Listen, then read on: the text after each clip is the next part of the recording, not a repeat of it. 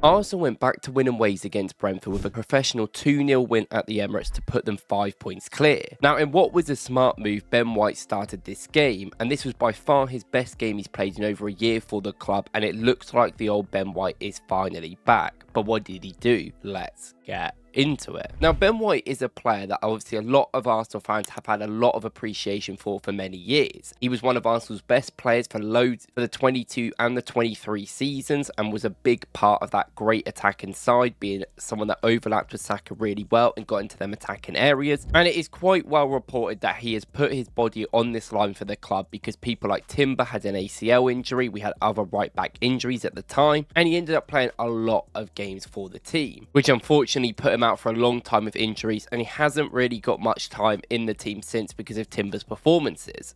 Now, against Brentford, 1, they were the perfect opponent for him to play against, but 2, it was a game where he could finally flourish, and he really did take his opportunity. It was no surprise that Brentford did play in a low to mid block most of the game. There was points where they tried to press out and actually press Arsenal, very much like a Frank system, which we have seen before, but it's the recent phenomenon of coming to the Emirates, conceding early, and still sitting in a block, where they didn't really push out, I would say, a lot, or at least try to really do anything, barring throw-ins, and this is where you can see Ben White's average position be very high up. This guy is basically playing in right midfield in this game with where he's receiving the ball. Now, this is because he's one of the main dictators of who receives the ball just outside the block. Now, there's a few times in this game where Ben White actually inverted into the middle and would be that more Timber role, waiting for the ball, waiting for them carries, but mostly he received this ball on this wider area when Arsenal switched it to the right side. And in the first half, we actually had 50 or 60% of our attacks down the right side, and I don't particularly think that changed. This game was a clear indicator that Madueke and Saka on that right side were our main creators, while Martinelli's more of a forward that would kind of sneak in back post, very much like our tactics, more of the 22-23, 23-24 season, which was weird to see back. Now, what a lot of the time we did with Ben White is not only did he play on this wide area, so Madueke came inside, is that we played Martinelli very much shorter with him. If you see in most clips, especially in this first half, when Ben White is out on these wide areas, he's being a +1 and making some attacking work happen. There was many times where he will be on the overlap and Martinelli will be on just to the edge of the box. There's also many times in deeper positions when Arsenal progressed the ball with Ben White, the Martinelli would actually come short in the middle and work off him. And although it didn't necessarily pay any dividends in terms of goals and assists, there was a chance that Martinelli had where Ben White overlaps, it bounces off him and he shoots just over. And I think with more time, this will have more chances happen, and this is very much like the 22-23 dynamics we saw before, so it's very interesting to see them back.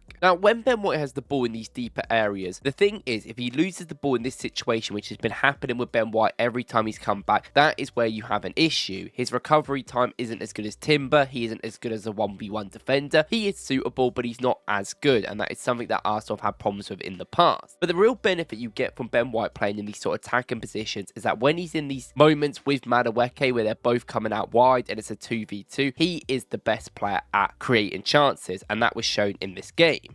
Now, these are the sort of positions that I mean when I talk about these areas. When you've got this big space out wide and you've got a 2-on-2 where White can kind of drag this player away from Madueke so Madueke can have that more wider stretch, I think it really works. Obviously, we saw White and Saka do this for years, and one of the big benefits of it is it kind of pushes Odegaard more into this central zone, which is something that we want to see a lot more, and it gives the space to the winger. If you trust him in this one-on-one, you've given him that ability out there, go and take on your man. Now, in the first half, Madueke had this guy on stilts, and then in the second half he kind of patterned off a little bit, but something that Madueke would do really well is he'd pick the ball up. Even if there's two players in there, he will drive at them. He's not afraid to go in, he's not afraid to go out, and this is something that White really works well off, people that take risks in these areas, and that's why he works really well with Saka all the time. Now, the thing is, in this position, Ben White, actually against Brentford, but generally against these sort of opponents, this is where he is really good. The reason why is not just because something we will talk about in a second, but it's more the fact that he has a lot of different abilities.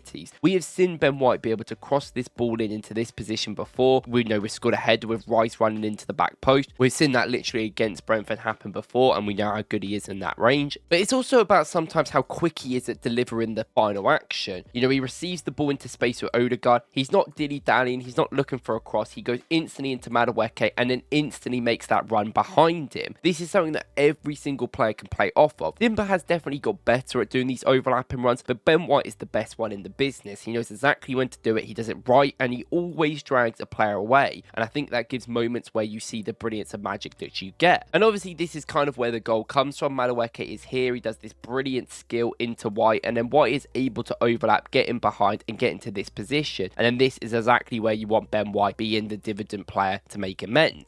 But it's all about them initial runs, you know, putting the ball out wide to Madueke. Madueke is a wide forward, so he actually likes being towards the byline. When he passes the ball into him and then makes an instant run in the middle or out wide, it just gives him that space. And it's about consistently doing that and building that connection with your winger, which he actually did well in this game with Madueke. Now, while that part of the game was really good, I also want to mention Ben White's passing as well. Like we said, it's about being quick and incentive with the passing, always putting it into Madueke, keep giving him chances, which is a big part of getting him in the game, which I think he does brilliant. But there's also these tighter areas out wide when we do win the ball back high up that he's really good at navigating and passing the ball inside. Prime Ben White is always a player that no matter the position he's in, he kind of finds a way to sneak a little pass through into them between the lines. Timber's a very different player. Timber can do that, but Timber's much more resilient. He keeps the ball with his body in these tight areas and will just manage to dribble past players. But Ben White is a guy that passes it and he finds them areas, which I still think we short a little bit in this game. But obviously in terms of passing, we have to talk about the assist that he got in this game, which we spoke about the build-up, but the actual assist itself is brilliant. Now, Ben White is the best player in this team at these sort of floated crosses into the box. It's no secret, we've seen him do it loads. We saw one against Luton, we've seen him do it loads in his career for Arsenal, and I would argue he's one of the best crossers we actually have consistently. He doesn't get the most in, obviously, because he's a fullback, but when he does, they usually are very good and on the money, and I think this is something that we've been missing from him for a while. Now, not only in this space is he quick yet again with this sort of clipped ball right in front of the defender, letting Marino run onto it where he gets all the power. I actually think Marino is the best player probably in the team in this sort of striker setup that could be the best person to benefit from these chances. I feel a lot of the time in the past when Ben White is so good at these sort of floated balls, we don't really have the team to score these goals. Havertz is brilliant in the air winning headers, but he can't score them because he gets no power. Jesus can do, but it has to be very much in space where people have dragged players out. Actually, a lot of Ben White's assists will be from people like Jesus and Saka when they get into these positions. And your Chris is just not great in the air. I think he's okay. I think he can definitely do things. But very much like that Hincapié clip against Chelsea, this is one of them chances where we just need to keep doing it because it makes sure the keeper can't come out and it really allows the player to get the power on it. And they're probably the perfect cross in these situations. Now, Marino is a perfect player for that. He is probably our best player in the air in attacking sense in the team. I think that's no secret. And I think in this game, he did brilliant. He moved away from the guy. He did a brilliant header down into the floor and Ben White deserved an assist for that. And he should have got more assists later with Martinelli and there was other things that happened. But I felt like that attack and play was really good.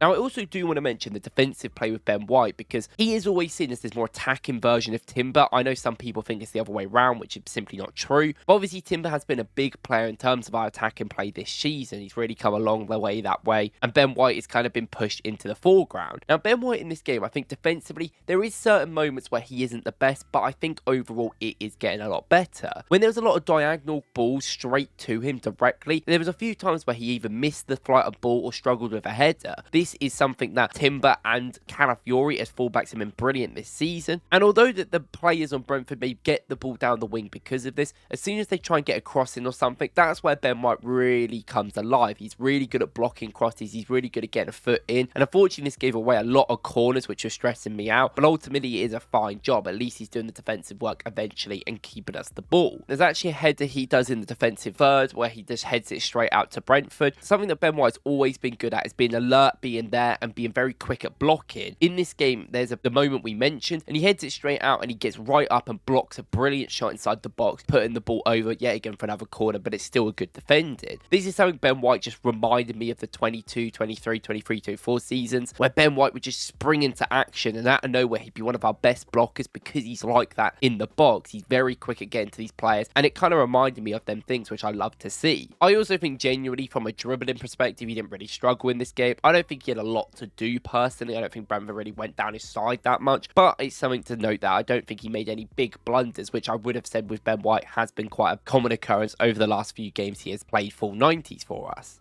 Now, obviously, we'll go through the stats a little bit because some of the stats in this game I think really do paint the picture of how dominant Ben White was in certain situations. Accurate passes, 41 out of 52. It's them passes that are mostly crosses I think he fails. 1 out of 4 crosses made, 1 out of 3 accurate long balls. He tries a lot of forward-thinking passes. Sometimes he's a little bit quick on the action where the team aren't paying attention, but I just love it. I think in these games you need someone that's going to do that attack and work consistently for the team, especially against a team that simply aren't really moving that much. The 10 passes into the final third as well, but his defensive work as well shouldn't go unnoticed. 4 recoveries, 4 headed clearances, 6 clearances, 6 tackles, which is insane. You know, this guy's flying everywhere brilliantly, and 1 block. But Ben White in this game defensively was brilliant. Duel-wise, he won the most duels in the game. Maybe I was doing it a little bit with the aerials. Maybe I just remember the bad ones. But 3 out of 7 1 is still relatively good level. I think in the box, he's a much better player than maybe these deeper areas. And ground duels, 7 out of 9. Absolutely dominant on the floor, like he usually is. He's never really been bad at them sort of tackling instances. It's just been certain moments where he's kind of struggled. But I think this is one of the performances where it brings Ben White right back. And now, if any of you have been watching the podcast and the talks I've been doing, I've always been going on that I kind of think this season's a little bit make or break for Ben White. If he can't play consistently, unfortunately, that's just how it is. And I know he put his body on the line for this club, and I can't imagine the things he's been going through. But ultimately, if he can't be part of the squad, then we can't really play him. He's a big asset player that hasn't really been giving us anything. But this is one of them games where we back to Ben White's best from the last couple of years, and I really do think if we can continue these performances, get him some consistency in the team, which I do think will help him, I think we'll see a lot more of these games. So brilliant by Ben White. It's great to see him back. But let me know what you guys think in the comments, and thank you guys for watching. I will see you in the next one.